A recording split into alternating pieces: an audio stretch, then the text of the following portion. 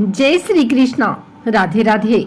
आइए सुनते हैं रामायण महिमा का अध्याय 4। नारद जी कहते हैं, महर्षियों, अब मैं रामायण के पाठ और श्रवण के लिए उपयोगी दूसरे मास का वर्णन करता हूँ। एकाग्रचित होकर सुनो। रामायण का महात्म्य समस्त पापों को हर लेने वाला, पुण्यजनक तथा संपूर्ण दुखों का निवारण करने वाला है। वह ब्राह्मण, क्षत्रिय, वैश्य, शूद्र तथा स्त्री इन सबको समस्त मनोवांछित फल प्रदान करने वाला, उससे सब प्रकार के व्रतों का फल भी प्राप्त होता है। वह दुष्स्वप्न का नाशक, धन की प्राप्ति कराने वाला तथा भोग और मोक्ष रूप फल देने वाला है। अतः उसे प्रयत्न पूर्वक सुनना चाहिए।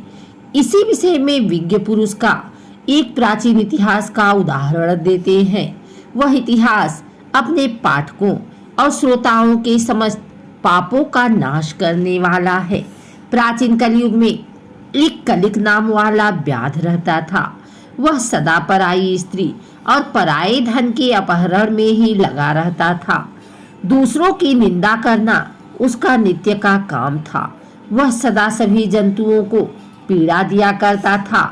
उसने कितने ही ब्राह्मणों तथा सैकड़ों हजारों गौओं की हत्या कर डाली थी। पराये धन का तो वह नित्य अपहरण करता ही था। देवता के धन को भी हड़प लेता था। उसने अपने जीवन में अनेक बड़े बड़े पाप किए थे। उसके पापों की गणना करोड़ों वर्षों में भी नहीं की जा सकती थी। एक समय वह महापापी व्याध, जो जीव जंतुओं के लिए यमराज के समान भयंकर था, शौवीर नगर में गया। वह नगर सब प्रकार के वैभव से संपन्न, वस्त्राभूषणों से विभूषित, युवतियों द्वारा सुशोभित, स्वच्छ जल वाले सरोवरों से अलंकृत तथा भांति भांति की दुकानों से सुसज्जित था। देवनगर के समान उसकी शोभा हो रही थी। व्याध उस नगर में गया। शौवीर नगर के उपवन में भगवान केशव का बड़ा सुंदर मंदिर था, जो सोने के अनेकानेक कलशों से ढका हुआ था। उसे देखकर व्याध को बड़ी प्रसन्नता हुई। उसने यह निश्चय कर लिया कि मैं यहाँ से बहुत सा स्वर्ण चुरा कर ले जाऊंगा। ऐसा निश्चय करके वह चोरी पर लट्टू रहने वाला व्याध श्री राम के मंदिर में गया। वहां उसने शांत, तत्वार्थवेत्ता और भगवान की आराधना में तत्पर उत्तरक मुनि का दर्शन किया, जो तपस्या के निधि थे। वे अकेले ही रहते थे। उनके हृदय में सबके प्रति दया भरी थी। वे सबों से निष्क्रिय थे। उनके मन में केवल भगवान के ध्यान ही लोभ बना रहता था। उन्हें वहां उपस्थित देख व्याध ने उनको चोरी में विघ्न डालने वाला समझा। तदंतर जब आधी रात हुई, तब वह देवता संबंधी द्रव्य समूह लेकर चला। उस मदोन्मत्त व्याध ने उत्तरक मुनि की छाती को अपने एक पैर से दबाकर हाथ से उनका गला पकड़ लिया और तलवार उठाकर उन्हें मार डालने का उपक्रम किया। उत्क्रम देखा, व्याध मुझे मार डालना चाहता है, तो वे उससे इस प्रकार बोले। उत्करण ने कहा, ओ भले मानुष, तुम व्यर्थ ही मुझे मारना चाहते हो।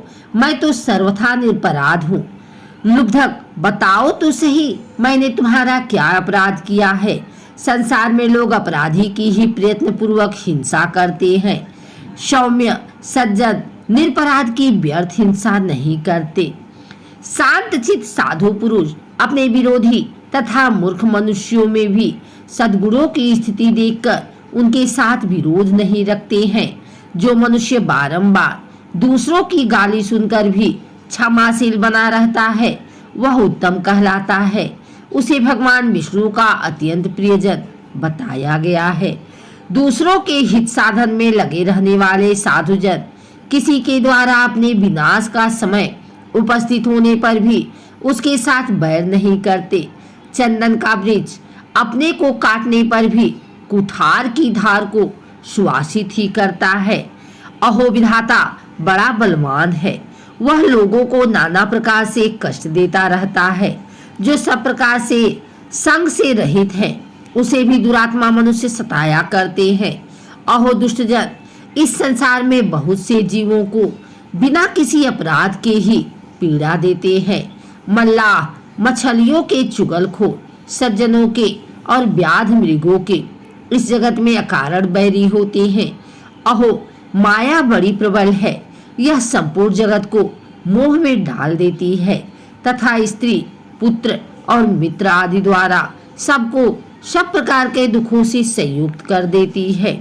मनुष्य पराये धन का अपहरण करके जो अपनी स्त्री आदि का पोषण करता है वह किसी काम का, क्योंकि अंत में उन सबको छोड़कर वह अकेला ही परलोक की राह लेता है।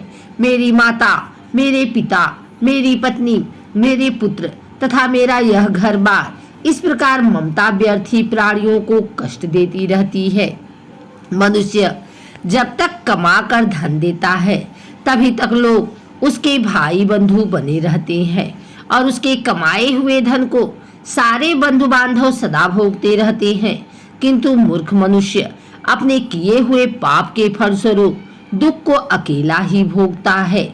उत्तरक मुनि जब इस प्रकार कह रहे थे तब उनकी बातों पर विचार करके कलिक नामक व्याध भय से व्याकुल हो उठा और हाथ जोड़कर बारंबार कहने लगा, प्रभु मेरे अपराध को क्षमा कीजिए। उन महात्मा के संग के प्रभाव से तथा भगवान का सानिध्य मिल जाने से उस लुब्ध के सारे पाप नष्ट हो गए तथा उसके मन में निश्चय ही बड़ा पश्चाताप होने लगा। वह बोला, विप्रवर, जीवन में बहुत से बड़े बड़े पाप किए हैं किंतु वे सब आपको दर्शन मात्र से नष्ट हो गए। प्रभु, मेरी बुद्धि सदा पाप में ही डूबी रहती थी। मैंने निरंतर बड़े बड़े पापों का ही आचरण किया है। उनसे मेरा उद्धार किस प्रकार होगा? मैं किसकी शरण में जाऊं? पूर्व जन्म के किए हुए पापों के फलस्वरूप मुझे व्याध होना पड़ा है। यहाँ भी मैंने पापों के ही जाल बटोरे हैं। ये पाप करके मैं किस गति को प्राप्त होऊंगा? महामना, कलिक की यह बात सुनकर ब्रह्मर्षि उत्तरक इस प्रकार बोले।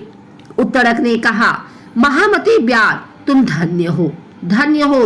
तुम्हारी बुद्धि बड़ी निर्मल और उज्जवल है, क्योंकि तुम संसार संबंधी दुखों के नाश का उपाय जानना चाहते हो। चैत्र मास के शुक्ल पक्ष में तुम्हारी भक्ति भाव से आदर पूर्वक रामायण की नवाह कथा सुननी चाहिए। चैत्र में रामायण श्रवण का महात्म्य अनंत है। उसके श्रावण मात्र से मनुष्य समस्त पापों से छुटकारा पा जाता है। उस समय कलिक व्याध के सारे पाप नष्ट हो गए। वह रामायण की कथा सुनकर तत्काल मृत्यु को प्राप्त हो गया। व्याध को धरती पर पड़ा हुआ देख दयालु उत्तरक मुनि बड़े विस्मित हुए। फिर उन्होंने भगवान कमलापति का स्तवन किया। रामायण की कथा सुनकर निष्पाप हुआ व्याध दिव्य विमान पर आरूढ़ हो उत्तरक मुनि से इस प्रकार बोला, विद्यमान, आपके प्रसाद से मैं महापातकों के संकट से मुक्त हो गया, अतः मैं आपके चरणों में प्रणाम करता हूँ। मैंने जो किया है मेरे उस अपराध को क्षमा कर दीजिए। सूत जी कहते हैं, ऐसा कहकर कलिक ने मुनि श्रेष्ठ उत्तरक पर देव कुसुमों की वर्षा की और 3 बार उनकी परिक्रमा करके उन्हें बारंबार नमस्कार किया। तत्पश्चात अप्सराओं से भरे हुए संपूर्ण मनोवांछित भोगों से संपन्न विमान आरूढ़ हो वह श्री हरि के परम धाम में जा पहुंचा। अतः विप्रवरों, आप सब लोग रामायण की कथा सुने।